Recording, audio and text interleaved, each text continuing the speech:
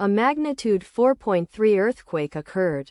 Ryukyu Islands, Japan. 105 kilometers NNW of NAS.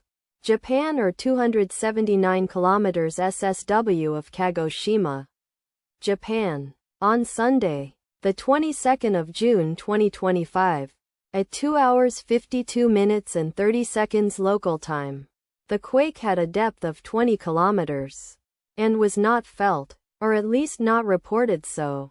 Data source from EMSC. Did you feel it?